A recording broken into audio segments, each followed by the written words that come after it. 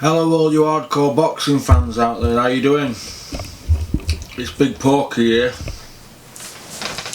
And still, the voice of hardcore boxing. How are you doing? Oh, very interesting weekend in boxing. What do you think? We had the Liverpool show run by Eddie Hearn, aka Eduardo.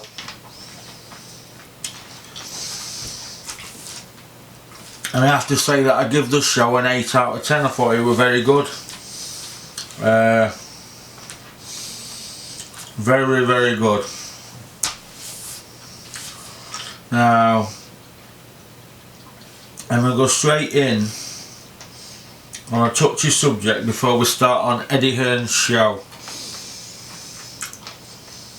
I want to talk about the Pulev situation. Now, we all know that in America it's very, very easy to get sued. Very, very easy. Lawsuits, they happen all the time. It can be for anything, can't it? Now, I've met Pulev in Bulgaria. I stopped at the same hotel as him. Same hotel as Sylvester Stallone. He were right at the top. You were there filming Rambo 5. Now, I got to know some of Pulev's team. I've got a photo somewhere of one of them holding a Porky t-shirt up on stage. I think my friend Frank Smith took the photo. Not Frank Smith with the spots from Matchroom. Frank Smith, my pal from Bury. Now, it looks to me like Pulev's got at ring and he's cut, and he's had a chat with her. Now, she'd been interviewing him a few times from what I've heard. Nobody's saying to any relationship there because Pulev's got a missus, hasn't he? But apparently he's kissed her on lips and that was it. And she laughed after it, and she even went to, within an hour she was at an after party, all changed and no glasses on and hair out, and we saw what she was doing. She was gyrating on a man's crutch who was with Pulev's team, and then said, "I hope you're not filming this." Now, from what I heard after that after party, people were saying to her in drink, "Oh, your video's out, and what Pulev's done is wrong, you should sue, you should do this, you should do that." Pulev's like David Beckham in Bulgaria. He's a millionaire and he's wealthy and he's mandatory for Joshua, and apparently some lawyers give her his card, and a lot of people have got into that girl's head. But I can now understand why the boxing community are snubbing her, and gyms are saying she's not welcome near their fighters and stuff like that. And this is how the boxing community stick together. It's like a big family, and I think that it's kissed you on lips. You can take that with a pinch of salt, can't you? He's not touched her on her front parts or anything like that. He's given her a kiss on lips. He's a young bloke, she's a young bloke. Oh, sorry, she's a young woman. That's it. Are we in a blame culture now where everybody has to sue everybody? Oh, no win, no fee. Let's sue them. Now, what judge in his right mind is going to look at that video an hour later, after that traumatic event where she went back to a place where Pulev actually is? She's so traumatised by him that she's in his company an hour later in a different outfit with hair out and glasses off and all the top undone, gyrating on his mate. So I hope that Bob Arum, who I've been told that she's on about suing him because it was his show and it's his fighter apparently, I hope Bob Arum has her fired out of boxing. And I know for a fact that she's not allowed near Top Rank gym in Vegas. I've already heard that because I know somebody who knows Bob Arum, and I've heard that other people are closing ranks in boxing, and quite rightly so. Quite rightly so. I've got a cough candy twist sweet in my mouth at the moment, that's why you're probably hearing a bit of slurping and that, so I do apologise. But as far as I'm concerned, she is a money grabbing, dirty little so and so who, behaving like that with somebody you've just met, I'm on about at the after party, that is the behaviour of how a whore would behave. W-H-O-R-E, a whore. I'm not saying she is a whore, but that's how a whore would behave. And if she ever ended up in Bulgaria, she'd be took up into the mountains apparently, I've heard. So that's what they do to them out there. So maybe Pulev shouldn't have kissed her, but it's a kiss, isn't it? You know, the guy's going to fight for a world title this year in December. He gave her a kiss on the lips. That's it. I don't mean to be chauvinistic or anything, but Dave Caldwell's opinion on it, oh my god. Why he felt the need to do a 48-minute sit down and talk about it, I don't know. I'll give it 2 minutes of my time now, so that's it. Good luck to Pulev and stuff the California State Commission, but good luck to Pulev. He's a nice guy, and I wish him all the best. Right, on with the Liverpool show. Straight away, there's only one fight that we can talk about, isn't there, really? Fighting is something I do know a little bit about, especially of late. Not last 48 hours at least. Right. Fowler against Fitzgerald. Scott Fitzgerald. You got two kids there, both won gold medals at Commonwealth. Fowler's got a world amateur bronze, and he went to Olympics. He got in through the back door, but Scott Fitzgerald, or is it Anthony Fitzgerald? Forgot his first name now. He says it was through cat flap, which I found funny. I found really funny because he's a very funny lad. Very, very funny lad. Scott Fitzgerald. Fowler's had 10 fights. He's 9-1. And Scott Fitzgerald,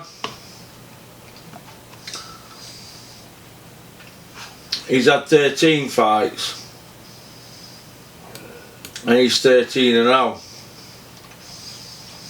Now,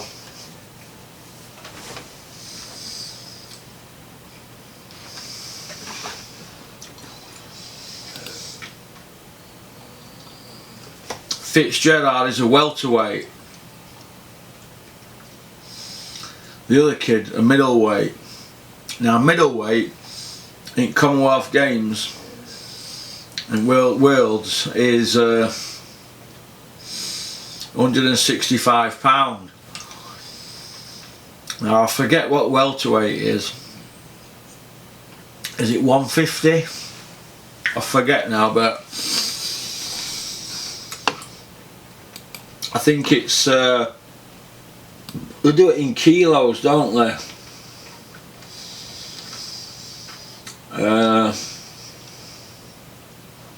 I forget now what it is, but either way, it was a great fight, and I applaud both men.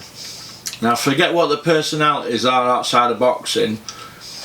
If I wanted to go and have a beer with either one of them, and I had to pick,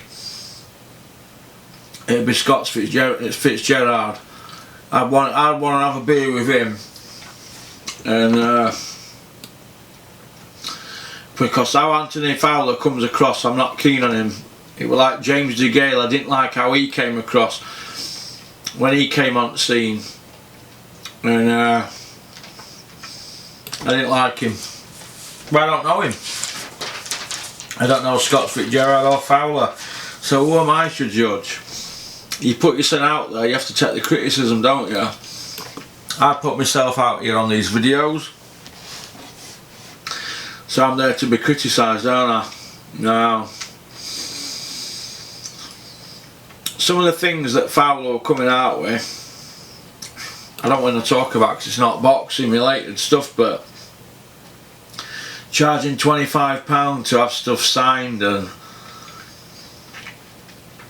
you know, selling baby grows with Team Machine on them and things like that. I mean, what's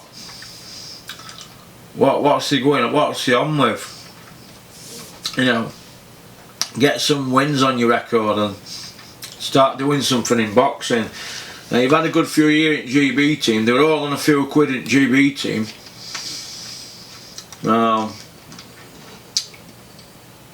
As far as I'm concerned, Fowler, he threw fight away, but the scoring on the night was shocking. How did that judge have it to Fowler? I don't know, but Scott Fitzgerald won the fight by 3 rounds, easily, in my opinion. Easily 3 rounds. Now Fowler, he's 28-year-old, so he's in his prime now. He's been beat after 10 fights already. Now the signs were there. The signs was there. Now, people keep saying that Fowler's a massive puncher. Well, he couldn't get rid of Laszlo Fasakas. He couldn't get rid of him at the Echo Arena. And he couldn't get rid of Adam Jones or Darryl Sharp. Now, he's had 1, 2, 3, 4, 5, 6. He's had 7 fights out of 10 in Liverpool.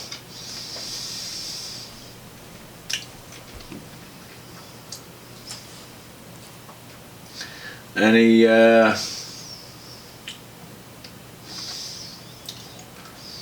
well, he got beat, didn't he? I thought Fitzgerald broke him down easily.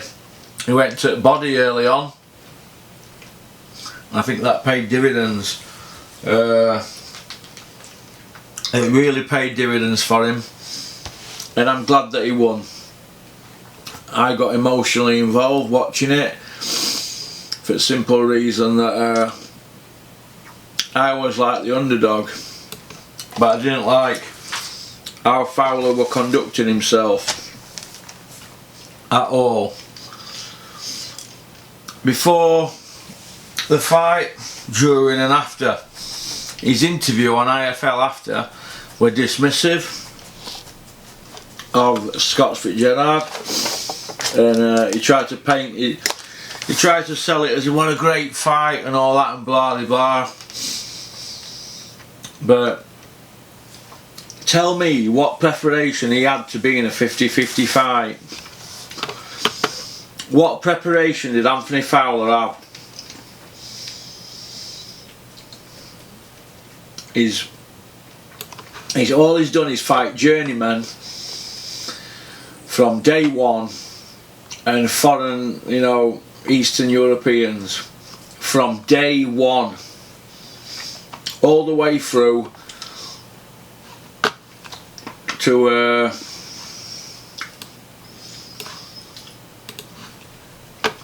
to this all the way through from day one.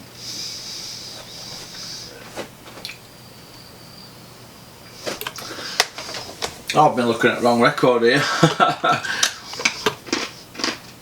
Right, 1, 2, 3. Sorry, Fowler's fought 3 times in Liverpool, not 7.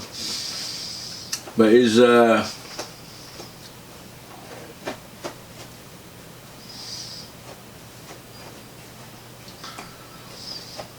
and he's stopped everybody except 2, hasn't he? So he does punch a bit hard. I've got that wrong actually there, but bottom line here is, even I make mistakes, but Anthony Fowler, I don't think he's that big a puncher as what he's making out. Rocky, what you doing? Go on, calm down. Hey, I'm filming. Go on, calm down. Now, the rest of the fights were as follows.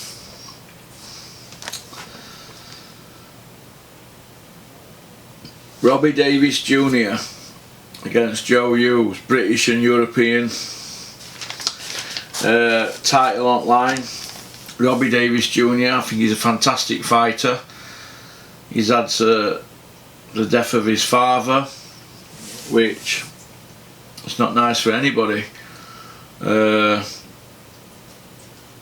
nice. It's not nice when a loved one dies, and Robbie Davies Jr. he had all that on his mind, I think, and I think his dad might have been really ill, or had he just passed when he fought. I can't remember.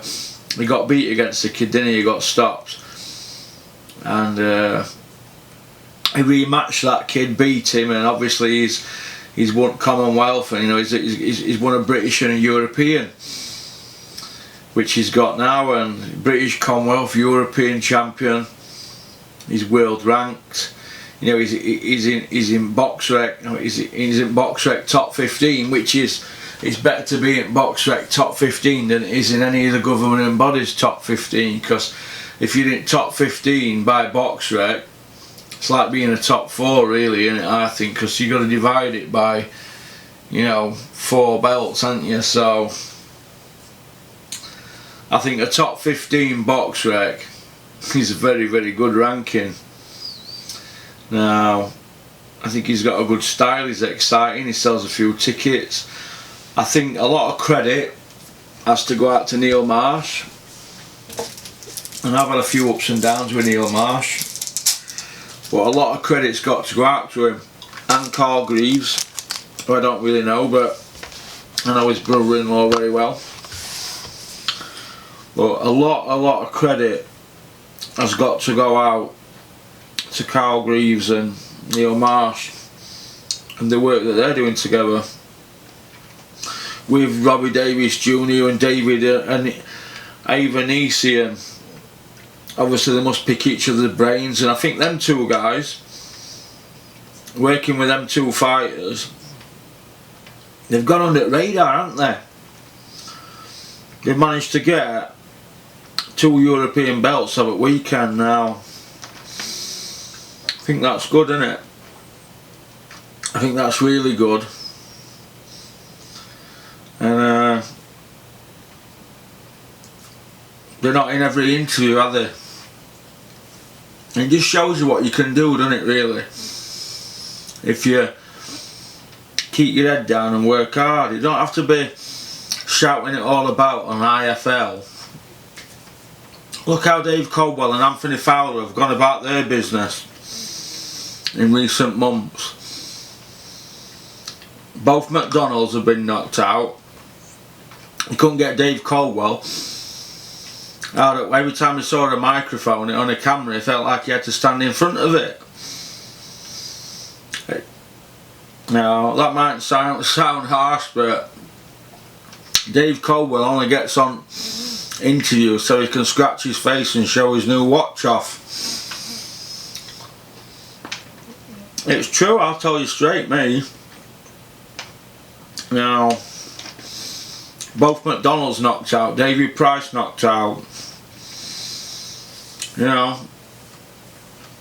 Now you've got Fowler's just been beat and dropped. And he's doing the same mistakes as he were when he first started turning pro. He needs a new trainer.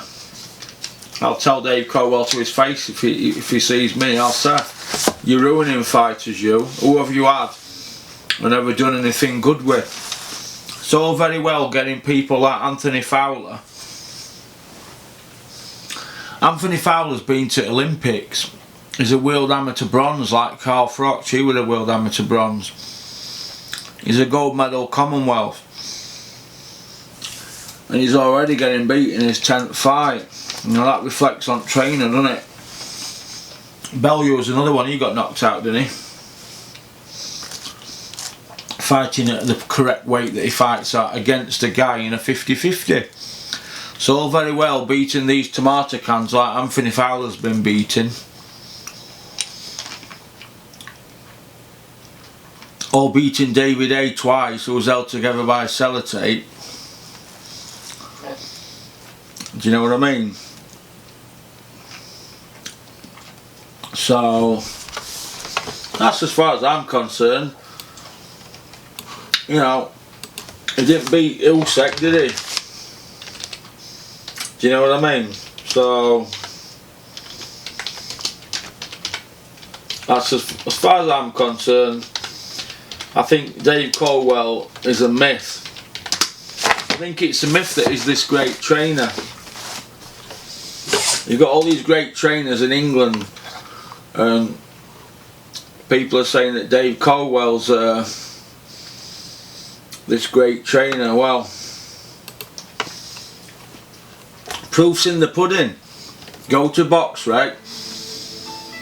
And look what he's done as a trainer with somebody who he's took, who's not a GB team and who's not won a British title. So that's what I say. So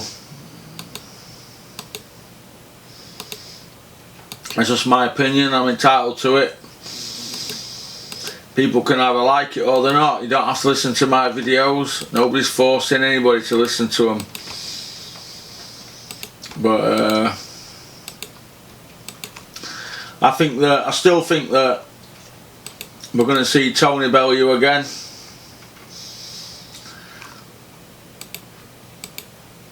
I think we'll see Tony Bellew again.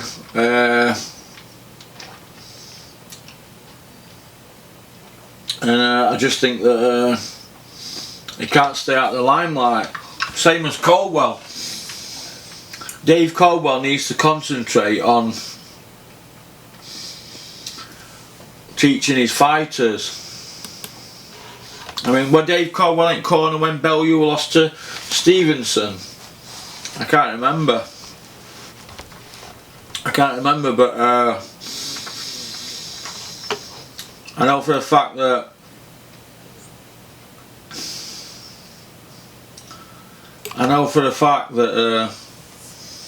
he lost against Usyk in a 50-50 at his preferred weight. Anthony Fowler lost in a 50-50. You know, other McDonald twins have been beat from Doncaster, haven't they? Who I follow. And Gavin McDonald's a great fighter. And Jamie Waugh. Jamie never got beat on Dennis Hobson's watch. He went 13-0. But nobody's saying Caldwell can't train, but when you put yourself out there in all these videos that you do, you could Google Dave Caldwell YouTube. There's hundreds of videos with interviews he does. He did 50 odd interviews in last week. That time should be spent talking to your fighter, relaxing him, because all Fowler's done for last week is get his senet up and all that and wound up on social media. That's not good in my opinion. You need to channel your energies into looking after your fighter. You don't see Robert McCracken or Lomachenko's dad, do you?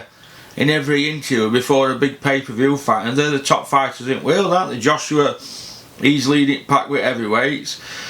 Well, I know it's open for debate whether it's Tyson Fury or Wilder at Joshua's got 4 belts, hasn't he?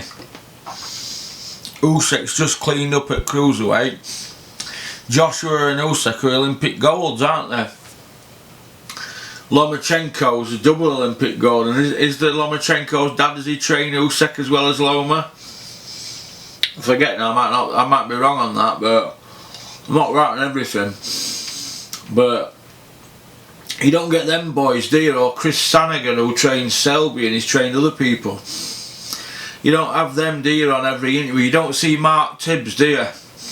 And Jimmy Tibbs in every interview, do you? But you get other people, all these, I call them TV trainers, me. They get a bit of fame, and before you know where you are, they're in every interview. Some of these trainers are doing 60-minute sit-downs now. Don't get me wrong, I'm not saying Ben Davidson is a bad trainer, because he's got Tyson and Billy Joe. He's not won a title yet as a trainer though, has he? Not won a world title yet. And he's doing sit-downs and, you know, saying who should be matched up with this and who should be matched up with that. If you're a trainer, you go train, don't you?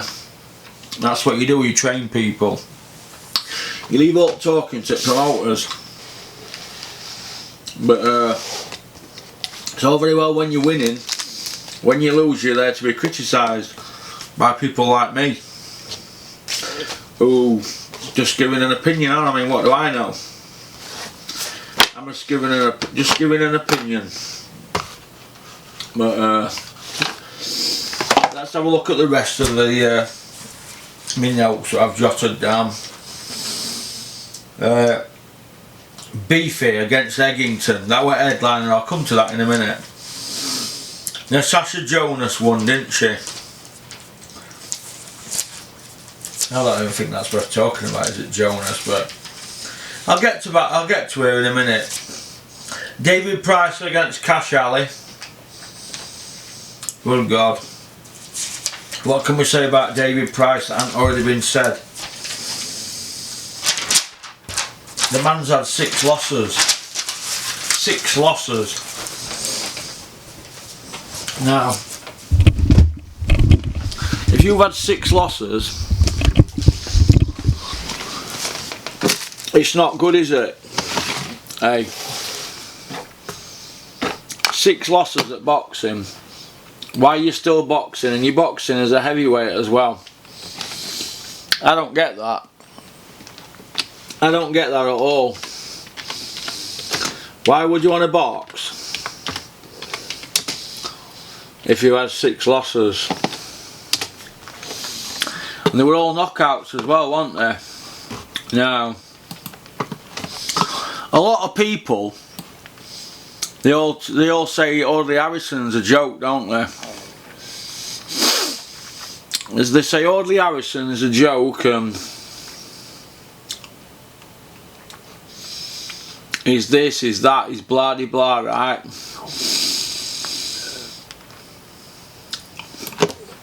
But let me tell you this. Audley Harrison didn't have Tony Bellew in his corner, did he? Right? He didn't have Eddie Hearn, who seems to do everything he can for anybody who's from Liverpool. If you're from Liverpool, you can get on the Eddie Hearn gravy train. So I'm going to throw a few things at you and I want you to listen. Audley Harrison, he had 38 fights, he lost 7. David Price has had 30 fights. He's lost 6. Now Audley Harrison were knocked out 4 times. David Price has been knocked out 6 times. 6 times. 6 times iced. Now, David Price knocked him out. Knocked Audley out. So I'll just turn the tape over 2 seconds.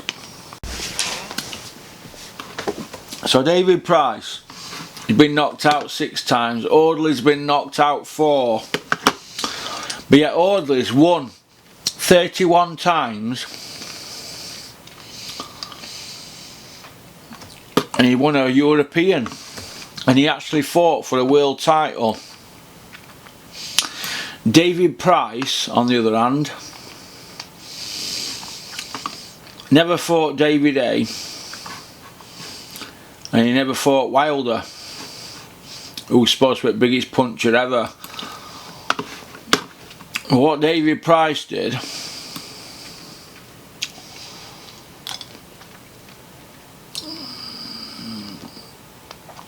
he'd been knocked out 6 times, but he's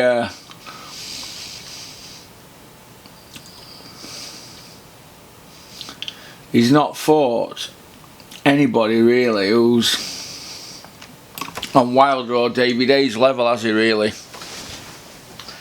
Wilder and David A, they're at a higher level now.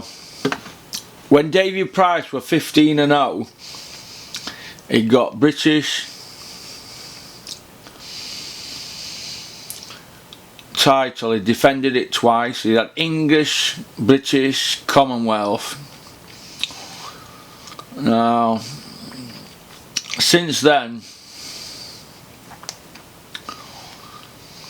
any title that David Price has fought for has been beaten. Any title he's fought for it, and he's had Tony Thompson fights, been beating them. But yet they're still digging David Price up. David Price were gassing after 4 rounds against Cash and Carry Ali. Oh, if he'd have had a bit more brains about him.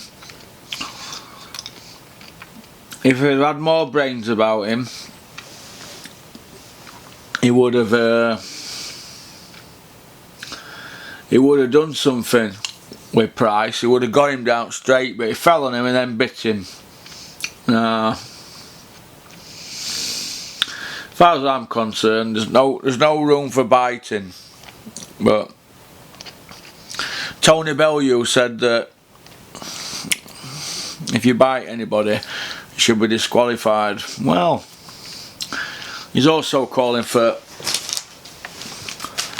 Cash Ali to be kicked out of boxing, but he didn't mention that about his pal Derek Chisora when he bit that guy. Remember him when he bit Paul Butler, or Butlin or something? David Price against Cash Ali. David Price won because Cash Ali got disqualified. Now, as far as I'm concerned, yeah, the referee should have done something earlier, took a point off him. But if that fight would have carried on, David Price would have looked like a mummy stuck in glue. Because we keep hearing all this, don't we, about David Price, that if he hits you, he'll put you to sleep. So what I've got in front of me now, I've got David Price's record here. Now, so he had 30 fights.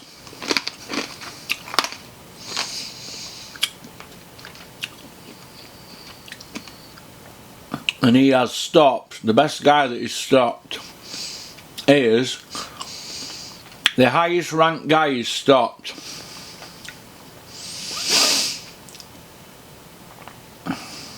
Sam Sexton. There's got to be one higher than him.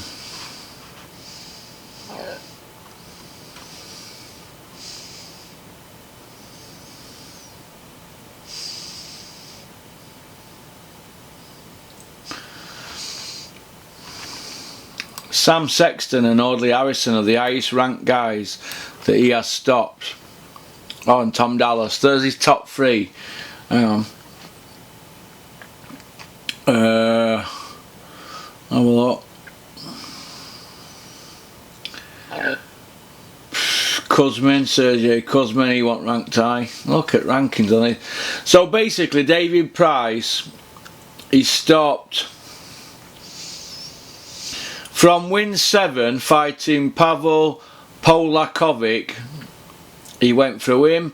Raman Sukhatiran, Osborne Machimana, Raphael Butler, Tom Dallas, John McDermott and Sam Sexton, Audley Harrison, Matt Skelton. So up to date, he's 15-0. He's gone from 7-0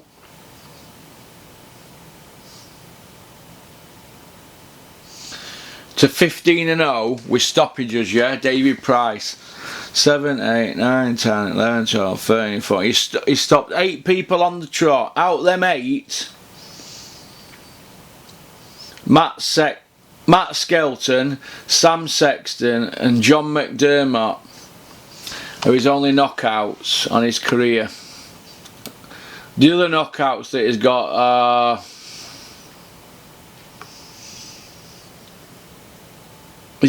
David Price has got 4 knockouts.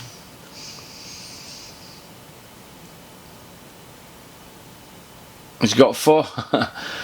David Price has stopped 19 people. 19 people he's stopped. He's had 4 by decision and 1 by disqualification. So he's stopped 19 people. Right, 19. And out of them 19, 4 were knocked out with this big massive power. So David Price has got this massive power that's going to kill us all in our beds. Dimitris Bazovs, John McDermott, Sam Sexton and Matt Skelton. The heir to the Klitschko throne. See, this is what I'm talking about when you get people like Tony Bellew. They give him airtime and he's best mates with Pricey. These people get a bit of airtime, they get pally with IFL. Because what boxers do nowadays, they know for a fact that they've got to be friends with Kugan Cassius. If you can get friends with Kugan Cassius, you can get into the inner circle. We know that's true because look at Dave Allen. Dave Allen's friends with Kugan. Kugan's profile picture on Twitter's of him and Dave Allen in it. You know, Dave Allen's not daft. He's a very, very bright boy. And he's got Darren Barker training him, and he does right as well. If he needs to get a message back to Eddie Hearn, too right. Well, Meal told him to do that. Now, actually, I told him to go get training with Tony Sims so that Eddie would get to know. So it looks like he's ended up with Barker, who's Sims' pal. So he's used his loaf, hasn't he? He palled Kugan up, so he's got the profile, he's got the trainer. All they need to do now is go to the gym, doesn't he, and train. David will beat Brown and he'll beat David Price. But David Price is a disaster waiting to happen. All the signs are there. He's been put to sleep 6 times. If he were a horse, he'd be shot, wouldn't he? If David Price was a horse, he'd be shot. If David Price ever gets injured in a ring, do you know what people are going to say? How did we not see that coming? It's a bit like Jimmy Savile, isn't it, really? Take one good look at Jimmy Savile and we all think, how did we miss that? How did we miss that Jimmy Savile were a raving nonce? Sometimes you look at people who are creepy or look dodgy, you look at them and you think, God, how did I miss that? How did I miss that one? Well, that's how I feel about David Price. He's a nice guy. But I don't want to hear all you people out there who keep saying, oh my God, did you hear David Price at that press conference? That's the missing link. Tony Bellew in that interview. David Price is really up for this. He is scary. He's like a big grizzly bear that's been awoken. Woe betide Cash Ali. Well, Cash Ali, his plan was to get through the first 6 rounds and then put it on him. But his head went, didn't it?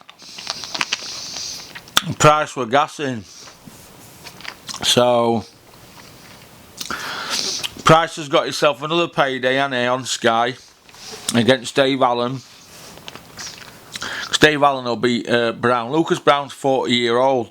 40-year-old men at 20 stone who have been a pub doorman, they don't beat 27-year-old men, do they?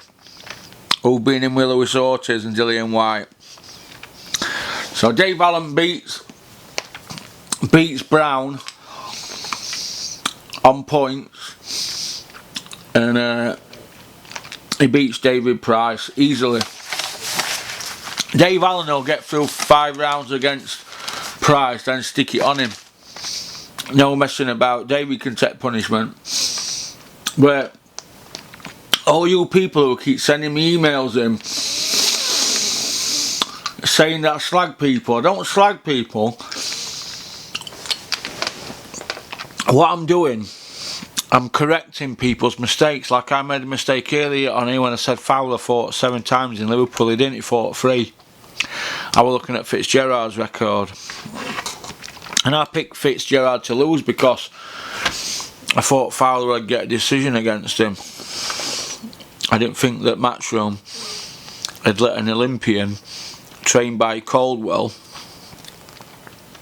get a decision on somebody who's not Matchroom. Although I can assure you after today that Eddie Hearn will be making moves to get Fitzgerald signed. Now, as I've just said to you, David Price has only knocked 4 people out. Bassoffs, Tom Dallas, Tom Plankerwood Dallas, you know why they call him that? Because Tom Dallas, he had a Mondeo years ago that were automatic, and he had a battery problem with it, and he tried to bump start it. Now, if you're trying to start an automatic Mondeo by bump starting it in neutral, you're a plant pot, aren't you? That's why Tyson Fury called him Tom Plankerwood Dallas. For anybody who's met Tom Dallas, I'm not taking piss at him, he's a nice lad, but that's why we call him Tom Plankerwood Dallas. So Tom Plankerwood Dallas were 11-0, and he'd had beating after beating off David Price in sparring. So he's 11-0 and he decided to fight David Price. In Liverpool, he got iced after 2 rounds. He got iced near the end of second round, but David Price is a disaster waiting to happen. His fight with Cash Ali was shocking. He couldn't do no with Cash Ali, and I didn't really see him winning the fight until Cash Ali lost the fight for himself.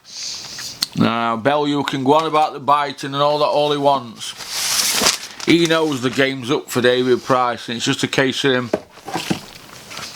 getting a few more quid. He might be able to buy a couple more houses, fighting on Sky, rent them out and secure his family a little bit better. He's not going to be in the Bellew League or Frotch and David A. Amir Khan, but he'll get a few quid out of the job. So Price against Ali. Like I just said, I don't want to hear about the David Price as an angry man look. David Price were only swearing and carrying off like that. He had no class. David Price would never behaved like that in his life. But we've heard every excuse there is from David Price, haven't we? What excuse can he bring to the next press conference? How can he sell himself to Eddie Hearn for the next press conference? Because all these fighters now, they're all trying to create this bit of a script, aren't they? It's all turning into a bit of wrestling, isn't it? It's a bit of WWE. They all have a script, don't we? We've heard everything off Price too, haven't we? I mean, all of a sudden now he's become this killer, but as I keep pointing out, he don't kill anybody or clip anybody. So I don't want to hear it. Dave Allen beats him. Natasha Jonas. What can we say about her? She, I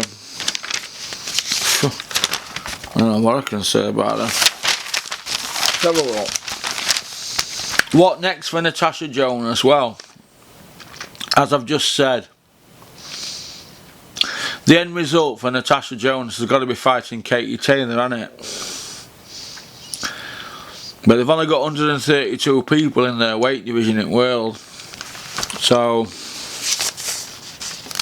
it's really easy to be in a world title shot after just a few fights. For example, Terry Harper from Doncaster,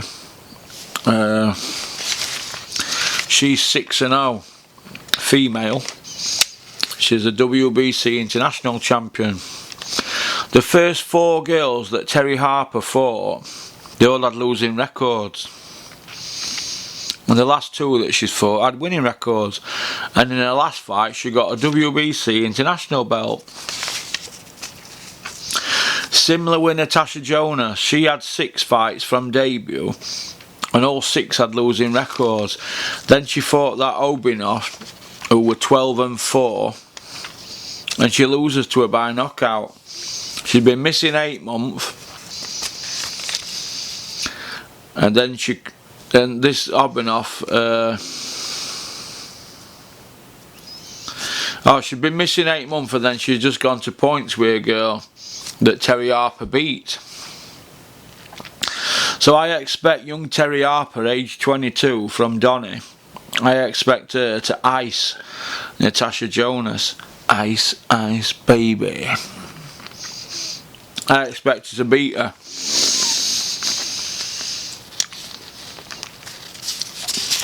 As a word round the campfire is that Steffi Bull,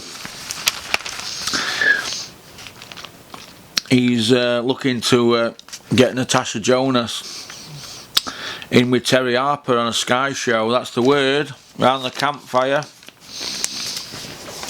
So, good fight if he can pull that off, because he's not really got much else going on, has he, at the moment. But that's a good fight if he can do that. I think that Terry Harper and Anthony Tomlinson, I think they're probably main fighters now at Steffi's gym. Main undefeated ones anyway. Good luck to them. Will Terry Harper be with Steffi in 18 months? Who knows? Will Anthony Tomlinson? Who knows?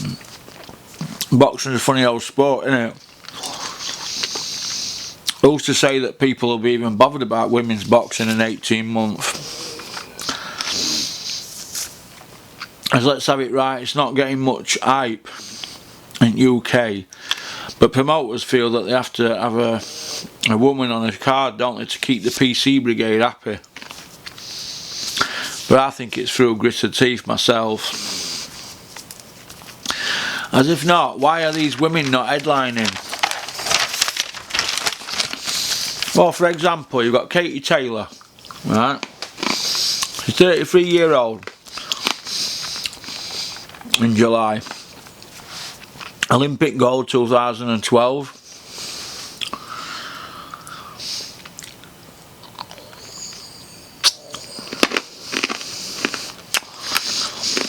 She's 13-0 with 6 KOs and made millions. She's making $1 million a year net just from a few sponsors. Eddie Hearn's paying her good money. You know, she's on good money, Katie Taylor. She's a megastar. But does she do tickets? And I know for a fact she doesn't. In the UK, she does not do tickets. She might do 100 personal tickets, and she might, you know, people in the area might come and see her at night, but she doesn't do tickets, right? Out of Katie Taylor's 13 fights, she has 6 in England and 1 in Wales, I think. I think the rest in America. She's had 5 in America, hasn't she? Around about that. So she might have had 7 in England actually. She's a 6 or 7 in England. So if she were a massive ticket seller, Eddie Hearn would have her on in UK. But we all heard Frank Smith, Eddie's chief executive officer, We all heard what Frank Smith had to say, didn't we? Going on about Scott Fitzgerald doing 1,000 tickets, although Eddie said it were 800 then. What he means by that is he did 800 in Liverpool, but if he were a Sky fighter, they'd be able to put 200 tickets on top of him, because going to Sky don't make you a massive ticket seller. It's like they keep saying that Dave Allen's a massive ticket seller, and Dave Allen keeps forcing home the issue on IFL now. Dave Allen doesn't do tickets like Scott Fitzgerald does. The reason I know that is because I know David. I know what tickets he sells. Scott Fitzgerald did 800, but Dave doesn't do 400. So, do you know what I mean? But if you've got 10 fights on and everybody does 400, that's 4,000 tickets, innit? To put a good show on at these 10,000 seater arenas, you need to sell at least 7,000-8,000, don't you? Before you're shutting curtains off. Stop shutting curtains off. So if everybody's doing 400 or 500, some might do 800 or 900, some might do 300, but you can get a good show together, can't you? Because you don't get that many straddlers on night. The reason I know this is because many a times I've had to go and give tickets away myself. I get a table every show, and I get other 9 seats away. But many a times I've took a couple of bucks of tickets to fire engine people and at fire station in Edlington and ambulance people and that. And you hope that they're going to go, don't you? And then one day they might tell other people about the show and they might buy tickets. But it's best to give your tickets away if you can't sell them. Now, Katie Taylor's not a big ticket seller. If she were, she'd have been on there last night in Liverpool, wouldn't she? But she is not. And women's boxing, it's not. I don't see point in it. That's may sound harsh, but I don't see points in it. UK fans do not give a hoot about female boxing. But like I said, promoters after, because it's about equality. The bottom line is no one cares about it. I don't care, to be honest, like I've just said. Yes, I'm really good friends with Savannah Marshall, who I've spent a lot of time with when I've been over at Bolton. And spent time with Savannah in Bulgaria with my mate Frank and Dennis. We had a good chat. I met her parents. She's lovely. I've interviewed her a few times. We've had dinner at gym and stuff like that, and we've all had chats and messed about and that. Me, Robin Reed, we've all had a laugh, and that she's a lovely person. 2-time Olympian. She's world amateur gold medalist. I think she's won, is it Commonwealth gold or forget now. She got Commonwealth medal and European medals. She took Clarissa Shields to school, but and first of all, Clarissa Shields is a double Olympic gold medalist. She took her to school. Now, she's the only person to beat Clarissa Shields in amateur and professional. Clarissa Shields doesn't want to put that right. She's doing her best to stay out of Savannah's way. If Savannah takes £8 off and goes to middleweight to fight Clarissa Shields, I guarantee you, will also move down a weight, because she won't go back. She won't go to 168 because Savannah will go back. Savannah's chasing her, but she doesn't seem to be getting anywhere. She don't mention her name. She don't want to fight her. Now, she's a superstar in America, Clarissa Shields. She's from the same village, or if they call them village, as Anthony and Andre Dirrell. The same street, I think, or 2 streets away. They live nearby now. Savannah beats her. She says she found it easy beating her. She says, I've got a number and I'll beat her again. She says, I've had harder spars with people. So, good luck to Savannah. But like I said, bottom line is nobody cares, but I want Savannah to do well and get out of boxing. She's a proper specimen of a girl, 6 foot, 12 stone, 12.5 seconds for 100 metres, trains like a gymnast. She flies around on circuits in gym. She's got an exciting style with that low left. She punches really, really hard. She's known as having hardest punch in female boxing since Anne Wolfe. Now, she can't even get sparring off women because she dispatches them that easy. She is really that good. Now, I want boxing fans to demand that Clarissa Shields fights Savannah, but she's hiding at the moment. Hiding. But, getting back to Eddie's show, just a few notes I've jotted down here. Like I said, David Evanesian won in Spain, didn't he? I think he's trained by Carl Greasy, but don't quote me on it. I think, does Neil Marsh promote him? I think he does. I think Neil Marsh promotes Robbie Davis Jr. or manages him and Evanesian, one or other, but he's involved with 2 European champions, Neil Marsh, so very big credit to him for the weekend. Scott Fitzgerald, I think, is just going to shade the weekend as the man of the weekend, and Robbie Davis Jr., I think he's going to be the man of the weekend as well. Probably, if Fitzgerald gets a 10, Robbie Davis Jr. gets a 9.5. I'm now a fan of his, and you'd have to say that Beefy Smith probably gets a 7 because he did what he had to do. He beat him, didn't he? He's really a welterweight, but Barry Hearn seems to have a very, very soft spot for Sam Eggington. I don't know what's going on there, but he has a soft spot for him. So if Bazza takes a liking to you, he'll help you out. So I've already heard back that he's going to get another chance. So I think that's good. So villain of the weekend would have to be Cash Ali. And Crappy's fight at weekend, Price versus Cash Ali. I feel sorry for David Price, but Muppet of the weekend, Mog, would be Anthony Fowler. You know, he beats tomato cans, then comes up against a guy whose CV is just as good as his. Both Commonwealth gold, aren't they? But I think he was found wanting in a 50-50 fight.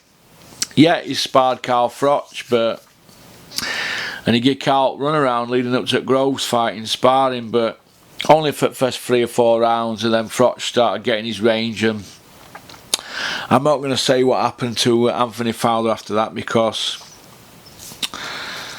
what you speak about with people about sparring, you shouldn't really repeat if it's somebody you know, should you, I suppose. But we all know what happened. But he did give Froch to run around, but the sparring were more McCracken's idea to sharpen Froch up. You know, the main heavy sparring were with Eubank, Edwin Rodriguez, Callum Smith, Bellew, but chasing Anthony Fowler around the ring for three rounds, that'll sharpen you up, won't it? But even if you've got big gloves on. But I like Scott Fitzgerald, he's real deal, and he just needs a bit of discipline now in his life. 13-0, 9 KOs, fantastic amateur. He's still young, you know, he's top 15 in WBA now. Whether that means anything, I mean, he's not got a British title or a European yet, but he's world ranked number 15. But yeah, he could fight Ted Cheeseman and lose, but I think he beats Ted Cheeseman. He's going places though, Scott Fitzgerald. I like him, but I'd also like him to swerve Cheeseman and maybe fight Eggington, and you know, and just get a bit of money in bank and that before he starts fighting people to please Eddie Hearn. You don't have to please Eddie Hearn, so let's hope his management are looking out for him. But what next for David Price? I don't know. I think we spoke about him, haven't we, at length. He'd have to fight David Price. He'd have to fight Brown or Allen winner, innit? I think he gets beat against Dave Brown or Allen. I think they both beat him. I think they're a bit further up pecking order than Price now. But we'll just turn this battery over.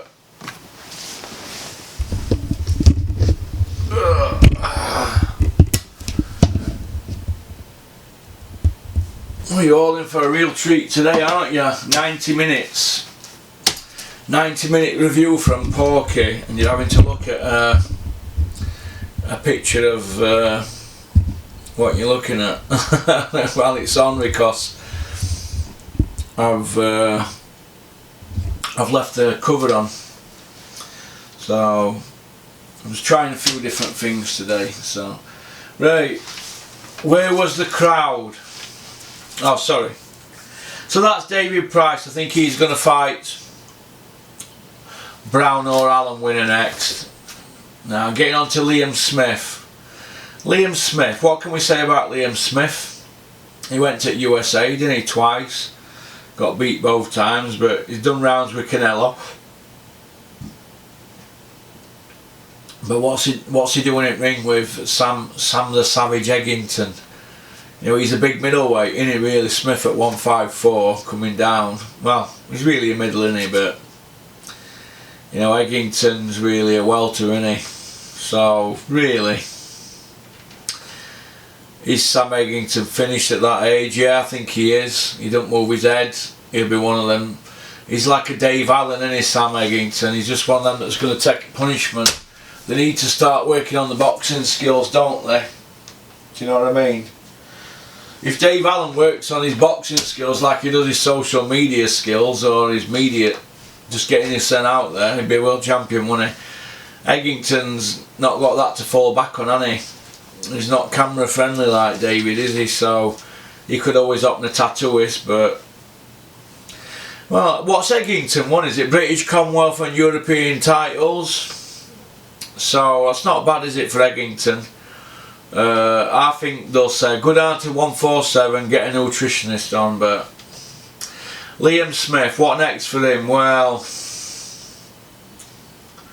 I'd say he's going to be doing his best to talk Liam to talk Liam into fighting Kell Brook at 154, and have all those lot pay 20 quid for it to watch it. I think it'd be a good fight, that, actually. If not Brook, I'd say Liam treads water or in USA versus Charlo or Hurd. I think Eddie throw him under a bus on DAZN, but you couldn't say that's treading water, could you, like they were saying, Frank Smith? You'd say it's more throwing him in deep. He'd get beat against Charlo or Hurd, wouldn't he, Liam Smith? He'd get knocked about. Nah. Liam Smith's already got mileage on clock, hasn't he? He's already took punishment, and he's had some tough fights, Liam Smith, but he's a gritty character, isn't he? And you've got to admire him. They can all fight. Even Paul Smith. I was a Paul Smith fan, I'm ashamed to add, till he started saying he were a super middle and all that, and I just think the discipline had gone then. People get beaten, they start looking to blame weight divisions. It ain't always like that. I don't think so. I don't think it. 9 times out of 10, it's very rare. Them small weights, maybe, I don't know, but you don't. In them small weights, you've only got a few pounds, haven't you, between them, so you can jump up and down, can't you? But you know, when you're going from 160 to 168 and 154 to 160, you know, or 147 to 154, you're jumping 6, 7, 8 pounds, aren't you, either way? You know, it's that is a big jump, isn't it? But you know, when it's only like £3 and stuff like that, well, there's no to come off you already, getting them extra £3 or £4 off, it's a nightmare, isn't it? But Kell Brook, the Kell Brook enigma, Eddie Hearn said he's a middleweight. So Eddie Hearn said he's a middle, so he jumps from welter to middle, fights Golovkin, gets beat. Eddie says that he's definitely not a middle, he's a light middle, so he goes back to, he goes down to but he goes to 147 and loses to Spence, so Eddie says he's a light middle again.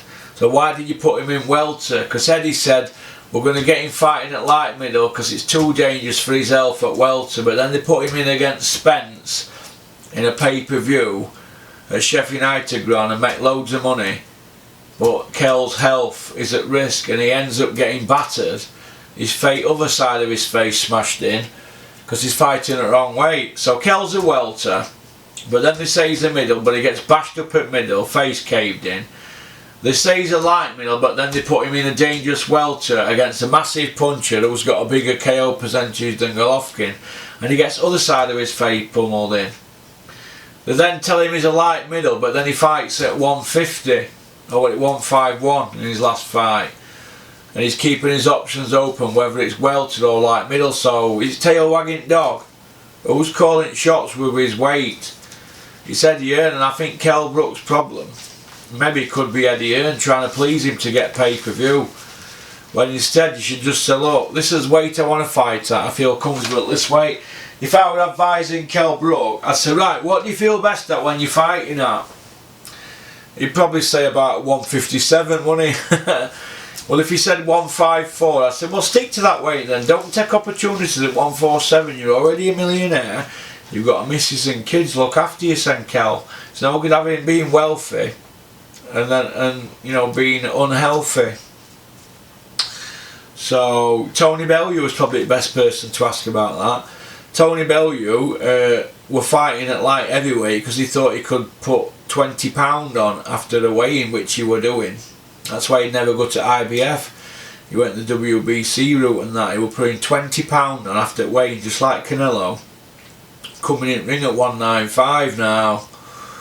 That's all very well doing that, but you've got to get rid of guys early, haven't you? Tony Bellew felt that he couldn't do his son justice at light heavy, and I don't think he were doing his son justice myself. So he started fighting at cruiserweight and he won a world title, but people get carried away with Tony Bellew, don't they? His career at world level has 2 wins. Macabo and BJ Flores, both of them had never beat a champion, world champion, never. So they both never won a world title, and they're Tony Bellew's only wins at world title level. And every single belt that Tony Bellew won in his career were vacant. How's about that? What do you think to that, eh? Just to remind you, all you fans who send me all hate emails and give me grief about Tony Bellew, are just pointing out to you the fact that he's known in boxing as Mr. Vacant, or the man who never beat a champion. Well, he did beat a former champion, didn't he, in Cleverly, and not at a weight Cleverly was suited at, and he beat David A, who were coming back after a 4 or 5 year layoff, but who was 9 years away from a title win. So David A never won a world title for 9 years, then lost to him, didn't he? His last title win was 9 years ago, wasn't it? Against John Ruiz, and then he lost to Bellew. So we can all fight washed up champions, Bellew, but you never won a title off a champion. That's the point I'm making. So go have a look at Macabo and BJ Flores' record. They're shocking, but I'd expect to see Brook versus Smith on in Liverpool probably, and the 2 other Smiths fighting. And I expect to see Fowler fighting, Rocky Fielding, Jonas, David Price, Robbie Davis Jr. I can see all that gang on at Liverpool again. I rate Robbie Davis Jr, Scott Fitzgerald, I see him on again. I rate Fowler, to be honest, although I'm glad he lost, and I shouldn't say that, but cause he's unprofessional, but his attitude I don't like. I don't like his attitude, but Kell Brook I like. Natasha Jonas, I've no time for her. She's 35 years old. She's been out at ring 8 months. What is she doing? She's just coming back for a few quid. Because Eddie needs a woman on the show because it's a Liverpool show. I think it's craziness. Trying to please the PC brigade. What'll happen is that somebody will get hurt soon with all these matchups. 35-year-old women coming back after 8 months. Davis Jr against Joe Hughes, great win for him. British and European belts, I think we spoke about that. And he's world ranked Robbie Davis. Credit to him and his team. I'd like to see Robbie Davis Jr. What next for him? I'd like to see him fight O'Hara Davis. I think that's a great fight. They look out, them Scousers love O'Hara Davis up there, don't they? Yeah, that's what I'd like to see. Natasha Jonas, no doubt we're going to see her fight Terry Harper for WBC International belt. That'll be next, I can assure you of that.